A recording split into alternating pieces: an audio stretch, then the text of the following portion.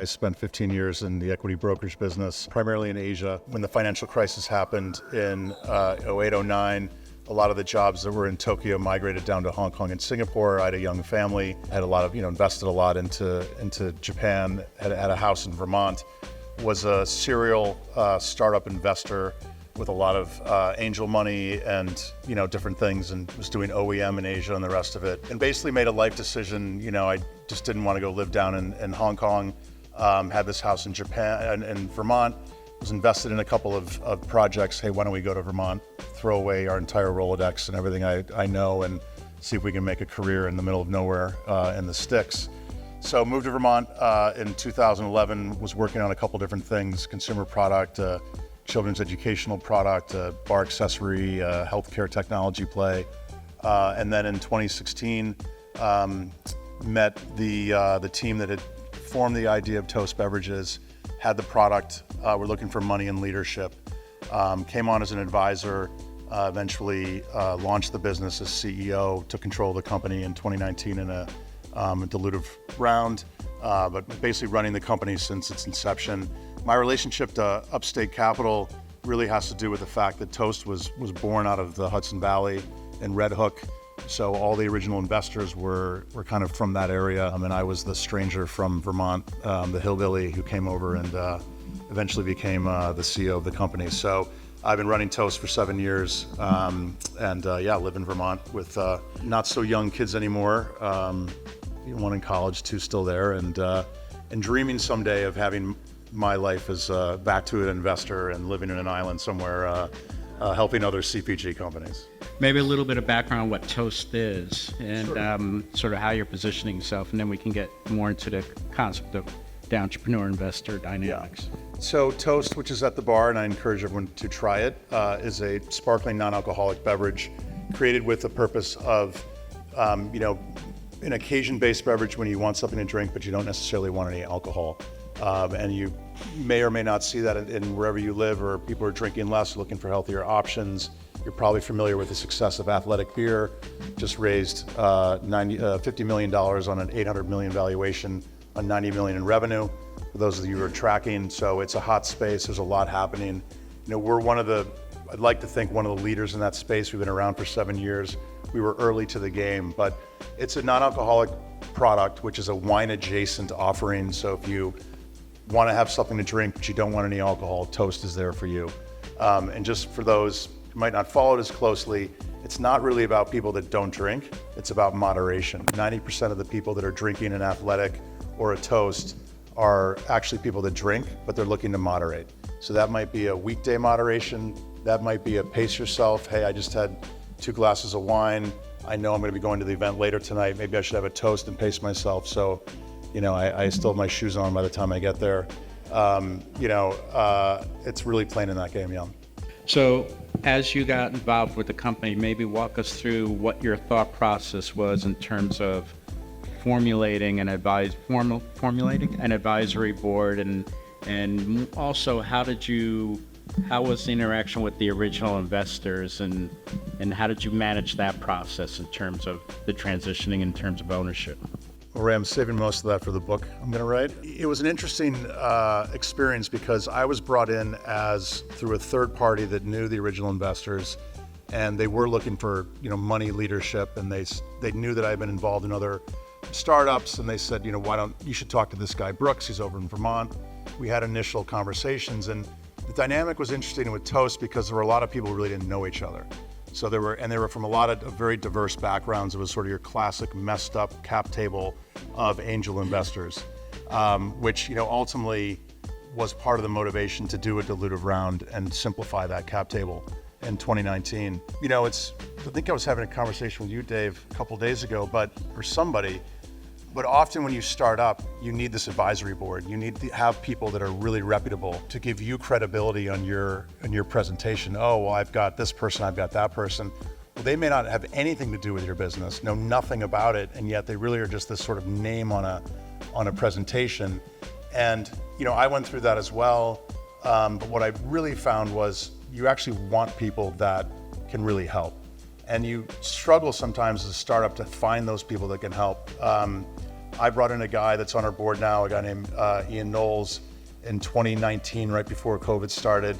And, I would call him younger guy, certainly younger than me. Living in Brooklyn, had been through the beverage industry from an investor standpoint, from an operating standpoint, and was really invaluable to bring a different sense of knowledge to the table.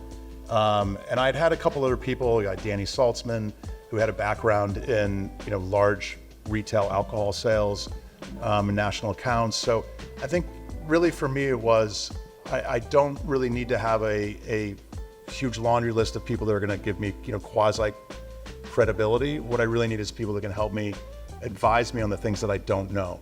And when you're out there looking for people, finding people that really care about what you're doing, understand the space, are good people, and that have that time and energy. I'll give you an example. We're just going through something right now at the company where I really could use some help, and Dave has been, in the last couple of weeks, putting a ton of time in helping out. Dave's a board member now, but came on as an investor and then advisor when we raised from Constellation last year. Having those two help me make decisions, and one person's on one side and one person's on the other side, and not everyone's agreeing, and that's what you want. You want to have a group of people that have a lot of experience but have diversity of opinions to help you get to the right decision-making process. I don't know if I answered all your questions there, but that was very helpful, and it sets up my next question, because Dave, I'm just curious, you've been through the fire yourself, and now as an investor and an advisor, what do you look for in terms of opportunities, and maybe explain how you connect it with Toast? Yeah, I mean, what do I look for? There's a number of things. Like, I'll just use Toast as an example. I saw Toast. I was introduced to Toast through maybe a mutual friend. I can't remember. Somehow Brooks got my number. I talked to everybody. My former partner used to call me the patron saint of beverage startups, because I end up talking to lots of them. But I saw Toast and I was like, I just don't get it. Like, at that point, I was right out of the alcohol world. Alcohol has a different distribution system. Everything's different about alcohol. The laws are different. The route to market's different. And I was like, I didn't invest in Athletic at their seed round because I just didn't understand why anybody would want to drink a beer if it wasn't going to give you a buzz, right?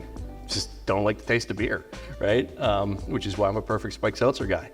But I looked at Toast and I just didn't get it at first, and then spent time having more conversations with him, because it kept coming up, and I started doing what the investors in the room do, which is an idea that's way off the wall from your perspective. Maybe you spend a little time looking at it or researching. And so the more I looked at it, and the more I looked at where my product was going, because again, my product was an analog of a non-alcoholic product that I made alcoholic, and it seemed to have worked that other way. And it was just it became more and more apparent that Brooks is, competent and trustworthy, and he thinks, sort of operationally, he was thinking the way I think, in terms of, I'm a New Englander, I'm cheap, I'm parsimonious, I don't want to raise a lot of money and spend a lot of money. Maybe both you can comment then in terms of the board dynamics, because you each referenced the importance of having, I'm going to use the colloquial term, perhaps sort of working board as opposed to a show board. And so how does the board engage in a business that's sort of the early stage of launch? Yeah, I'd love to hear you answer this first. Yeah, well, again, I've made what I consider to be, at a roundtable earlier today, I was like, what do you need help with? What's your question? I was like, saying no and delegating, right? Because I like to say yes, because I'm an entrepreneur, and I like to believe in other people's dreams as well as mine, because it just takes people supporting other people to get, to sort of push you across the start line or the finish line. And so, how do I interact, as a startup, board person, I guess, was the question, right? It's early memory loss here. It's all a spiked seltzer. You need some toast. Totally, 100%. Yeah, I had a glass of wine. I should have done that. Board dynamics. So my view is saying yes as an advisor or a director, which to me is a step above advisor, because you're really supposed to be there supporting. Technically maybe you're the CEO's. They answer to you, but that's not how I generally approach it in a non-public company. Is saying no so that I can be doing what I'm doing, which is Brooks has an issue. Like my name's on the Toast deck. I'm one of two board members, right? Like that matters to me as a reputation. There are plenty of companies that I've said yes to, and I'm one of 32 little mugshots on a deck, and it suddenly becomes very apparent to me that I'm not doing anything. It doesn't feel credible. So dynamics for us has been, if he has, we've made the process we've operationalized the process of the board now, because now we've got serious investors who have put serious money in, and so we have to be very serious about how we proceed as a board. So we have meetings, minutes, all this stuff. But a board member to me is an active position. So like when Brooks has a question, I pick up the phone. It's not like talk to me next week or send me an email, right? It's very personal from my perspective, at least. I don't know if I answered the question at all, but I talked. You gave a good answer, whatever it was. Yeah. How about from your side, Brooks? Yeah, I mean, to Dave's point, there are lots of boards, you have lots of people on it, and people, they give out, hey, I want to get this person for reputation, this person because they were the former president at XYZ company and what have you. For me, I was going through this process. David invested, Ian had been a longtime advisor, and I was going through this process of raising money from Constellation, which was, it's an intense process that I'm sure many of you have been a part of in some side of, but you're playing against time, and yet you're showing a strong face, and you're trying to get the right deal and trying to navigate while running your business, while going through all of this. And both of them really hands-on, came from very different perspectives, yet a lot of similarities at the same time. And I think through that, like literally 4 or 5 month period, which is, a lot of up and down and stress, and like, did we scare them off, or they, all this kind of different stuff that goes on. What I came to realize was that they maybe knew each other, but never worked together, and they worked well together. I liked both of them. They both brought a different dynamic, that it was kind of a natural for me. And I really wanted to have a board of people that, A, had skin in the game, but B, believed in the business, and C, would kind of be there to help out when you need it. And so I love my board, and I'm not just saying that because he's here. I feel like I have an extremely strong board of two guys that really care about the business, understand the game, and there are parts of it, hey, can you help me find someone with glass? Or, hey, do you know somebody who can come here? There's some of that, but what I love about it is the broader topics of managing the business and what the issues are, and getting advice, and should we raise again, or is this the right thing, or how do I handle this issue? And the having people that are receptive and aren't like, call me in a couple of weeks or whatever, is really important. So I think we have a fantastic dynamic. To Dave's point, they've brought process. We talked about this in the last meeting, how important process is as a company. They brought process to it. So we have monthly check-ins, we have quarterly official calls, we have a yearly call. A lot more gets done. We're signing things. We're getting lawyers involved who are here today. We work with Couch White, and getting them involved in certain aspects that need to be done there. So having a strong board, having a board's important. We could have had a board that we just mailed it in on. I mean, and we're at a stage where that would have been fine. I disagree. Right? But yeah, as a board member, I disagree. But what I mean by that is we would not be as successful where we are today without what we have. We could have sort of gone to our investors and say, yeah, we got this board, and it's like this person, and they don't really care about the business, but it's fine, and we're all sort of make believe. We've actually brought in people that actually do stuff and help and work and are invested and get it. And that is a huge thing. And not afraid to needle Brooks, right? I mean, that's the other side of it. It's like Brooks is the CEO, and he's got people who work for him, and Brooks, do we have a CRM? Do we have all these things that you're going to want to need? Because, we spiked, I've learned through my mistakes, right? Like we were freaking out when AB and a few others were interested, because we had to make sure that we had all the stuff that we'll get that back. We'll get that document back later. We'll get that, we'll fix the accruals on our accounting later. And it's later becomes now. And then suddenly you're sort of at a total disadvantage just from a negotiation standpoint, because you can't present your situation strongly. If you're not comfortable in your numbers and that you have all your due diligence prepared, you just look like a chump, and so making sure that Brooks, he's got a lot of things going on, right, on any given day. So making sure that I can help nudge him to instituting this thing that's, it's a business, continuity item. if something happens, we need to know that who's got this information, who's got that information, and just, I think playing a little bit of the poking game to make sure that those projects do continue. I want to circle back and follow up on that, but I'm also curious about the dynamics of a strategic investor like Canandaigua as opposed to a more traditional, venture or financial investor. What was the thought process behind that, and how did that differ, maybe, David, from your perspective in terms of as a more traditional venture investor? Right. I called 5,000 people and asked if they wanted invested, and the one group I didn't called me up and said, we want to invest. Is often how it works. I mean, it was funny.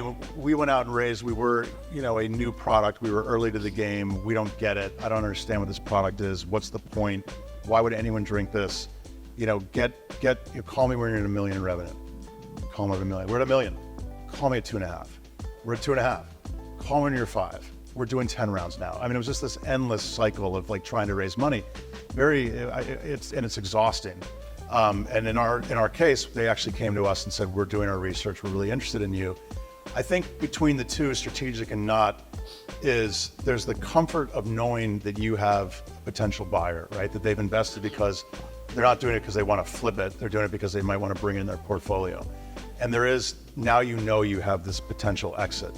And there's an advantage to that, but there are limits to that as well that come with it in terms of how, at some point if you are doing really well, they are going to take the company, and maybe you're not going to be able to have control of it and grow it to being this, $80 billion, conglomerate that you had always thought you were going to have in the beginning. So you're kind of accepting on one end that you have a path to exit, but on the other side, you're limiting what that ultimate dream could be, which I'm personally, now having been through this a few times, very comfortable with. What I'll also say is that they do bring, support and knowledge, and relationships to the table. We're not in their network. They're not selling for us. They're not doing any of that, but they give us a lot of street cred. So if we walk into, in our world of beverage and distributors, we walk into a distributor and say, we work with this group, and they say, well, we hate them, we're not touching them. Sometimes that happens. And more often what happens is we work with them, we love them. Wow, if they invested in you, you must be doing something right. We'll take the bet and bring you on. So I think there's a lot of great advantages. The only disadvantage, again, in my mind, would be if you're in that sort of pie in the sky, this can be whatever I want it to be, whatever, forever. That's not happening with strategic, because they're there to take you out when they want to take you out. And as a board member, how does that affect your role, or in terms of helping move the business forward? I think probably, I maybe have a different view of there are puts and takes to, especially with a strategic. You look at Constellation as a strategic, or Miller Coors, Anheuser-Busch, any of these companies, and have done deals through a number of them, it's really hard to understand where your alignment actually is going to be post-transaction with any of these larger companies, because whether you're in the strategic part or you're in the venture fund, the venture fund may say that the strategic selling organization is going to be super supportive, but they don't have that call. It's just sort of maybe implied. It's very hard to extract, and I'm talking as the deal maker and not specifically about Constellation at all, just to be clear, but it's very hard to make sure that the puts and takes that you're expecting as part of the transaction that are sort of extra financial, the strategic is there to support you because they made the investment, but you still have to run your own business, right? Let's not look at this as the panacea to, this is not the golden ring on the carousel that's going to, catapult us into orbit. We still have to think about this as a separate business entirely, right? So the transactions can be tough because you also can't extract, it's hard to extract too much from the venture, the larger strategic, larger venture funds, because they know exactly what they want at the outset. They know what they want, so you have to figure out how to sort of push around the edges, which I think helps inform, if not push on certain things.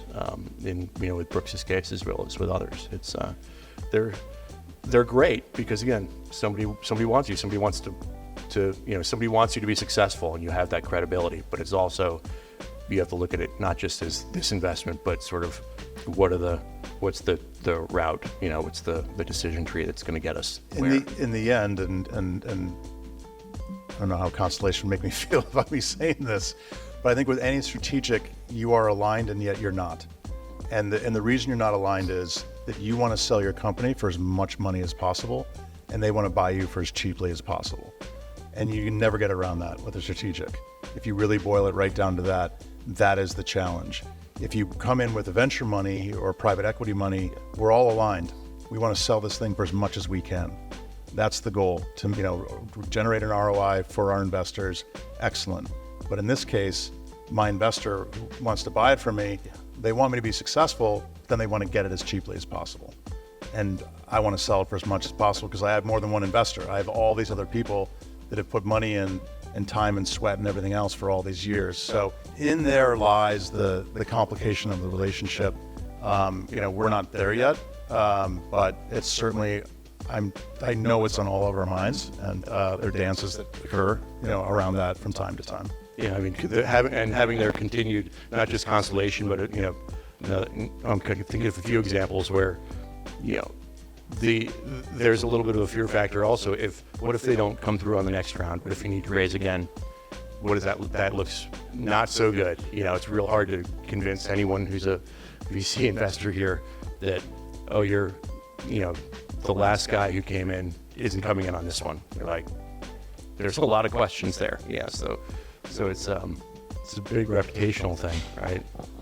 So curious, you mentioned, Rosa, you have 2 board members. So, and maybe David, from your prior experience, just walk through the process as to what's the right number. I'm going to assume today the right number is 2, but I'm just curious, how did you arrive at that as being the number? Really it was, I don't want to say as little as possible because that's not really fair, but you obviously have to have an odd number. So that's pretty basic. So now you go from either, 1's not going to work. Okay, 3, do we want 5? Do we really need to get that crowded so early? Look, if 2 amazing people came up and they were going to add value, then I went to my board and said, Ian, Dave, what do you think? I'm sure they would say, yeah, jump on it. But I think at this size of a business, you don't want to overwhelm yourself either. You want that balance. 3 works well, everyone gets along. There's not a reason for us to go wider right now. There's not something that we're missing or that we would gain from it that makes sense. And it's not so big of a business that it would warrant saying, we need a board of 9 and, it needs to be da-da-da-da-da. So I think it's partially size. And then, again, I think to have a group of people that are willing to, work for you, jump on a call when you need to call, hey, we have an issue or whatever. Hey, I need to miss this call. All of a sudden you're trying to wrangle 5 people, 6, 7 people together. Now you're not having that monthly because you just can't get 9 people together monthly, right? So I think those things are that and important. And, obviously, you want to share in the company and provide people with incentive, financial incentive. And, you don't want to do too much of that either. Except for the ones that exist. That's right. I mean, to Brooks's point, at this point, we don't need audit committee, we don't need comp committee, we don't need, these sort of separate satellite committees to help him manage his business, to help him make decisions, right? Like it really is just sort of it's a directorship, but it's really just, we're advisors of his. We're not that level where we're chairman of the board and he reports to us, right? That wouldn't make any sense. I've been on public company board and we had, I think, 11, and it was just chaos. I mean, there was no, who do you listen to, right? What the voices can be too many to be effective, right? I think 3, 5. I had a board of none for my first go. I wish I'd had a board, but nobody wanted help, right? So it's, 3 is working, right? 3 is good. 5 should be plenty. If you need 7, because you need a certain professional CPA, someone who's not represented, that works. Yeah. In terms of you mentioned that there's a lot of process, so maybe walk us through sort of how are those board meetings structured?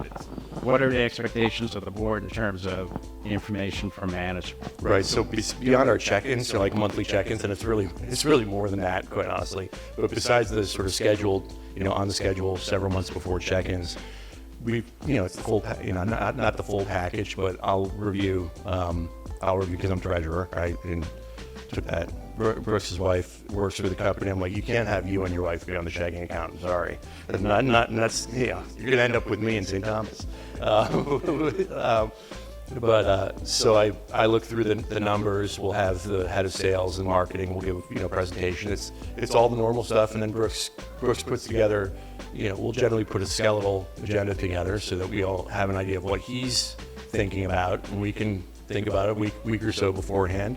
And then if Ian and I have anything that we think needs to follow up or that are questions for us to actually get into that we all need to be together for. And have a real discussion about. We'll put that on the agenda. I mean, it's informal, but it's formalized in formality, I guess. Right? We know who we're going to hear from. We know what we're going to talk about in advance, so it's not just some get together on a phone call and it goes off the rails. And quarterly, we obviously for the quarterly calls that are official, we do proper minutes, and we cycle them through and we sign them off on and making me think when our next call is. And then we have once a year, our lead investor constellation. We have a year-end board meeting, and they have an observer status. So they'll come in and we'll do something more formal on that front as well. So those quarterly board meetings, how much time is spent on, if you will, the operations of the business for the quarter per se versus strategic or strategy? How do you balance that time? I think it varies. I think it's varied. It varies. Right? I mean, we're a small enough company still where, you're putting the fire out that needs to be addressed, right? So that fire might be opportunity. It might be, hey, look, there's a new glass tariff in China. They're increasing wine bottle glasses between 25 and 200%. You might want to spend an hour talking about how we, pivot to another country and get glass somewhere else. Are we big enough to start producing onshore in the U.S.? It might be an opportunity. Hey, look, we're really struggling with, getting our voice heard in California, a very busy state. What do you think? And it just really depends on where we think it's kind of the hot spot at the time. Yeah, I mean, it's not seasonal, but there's a cyclicality at this point to the business because the fourth quarter is, it's holiday entertaining, and you'll see the displays out. So in the lead up to that, making sure that all the things that are going to be critical to meeting budget are being thought about, and even if I can't really affect them, just making sure that Brooks and his team have the handle on them, as opposed to recapping why we didn't get that done during our first quarter call, right? So it's a little bit of quarterbacking, I guess, calling plays from the side. Look, I mean, it's as a CEO and who started this company. I mean, it was I launched it, and it was I would drive down to Red Hook, and I'd fill my car up with about 25 cases in there, and then I would drive back up to Vermont, and you could look at just the routes I was taking, where the stores we were landing, because I would just drive into whatever, up 22, up 7A, all the different routes, and I was hitting stores along the way. Now that's a very different business, and having people kind of coming at you and saying, hey, where are we with that, or what's going on with this, keeps you sharp, right? And it keeps you thinking about the right things, and they do a very good job at helping me navigate sometimes and be like, all right, what about, oh shit, I forgot about that. Yeah. Right, or more focused on that, Close it out. Excuse me, Brooks, not meant to embarrass Theo, but given where you are today, some 10 years later, what would you do differently? In my life, with toast. What do I think I would do differently today? God, that's a tough question. I think, I'll tell you. Yeah, exactly. I mean, I think, and we talked about this a little earlier, for me, I'm pretty proud of how we've taken this, really from not raising any money, very bootstrapping, building a strong base in the very beginning. There's a lot of stuff in the growth stage that I would have done differently.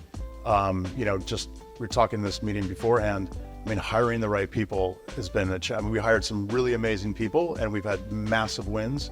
I'm very proud of part of my team, and I've also fired 4 salespeople in the last 9 months, and two weeks ago. So, and not for reasons that are nice, right? There are people that like really were taking advantage of us. So I think, getting processes earlier in place. The number one thing I would have done differently, I would have gotten him to invest a lot earlier than he did. That would have been very helpful. But,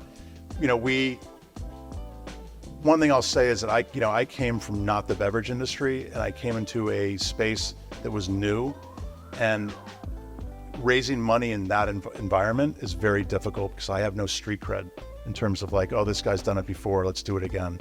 I've had other successes in my career, but I didn't have that one. And I think that held back the company in terms of its ability to raise earlier. But I don't know, I'm not a hindsight person, so it's all, it is what it is, and I'm happy to be where we are today.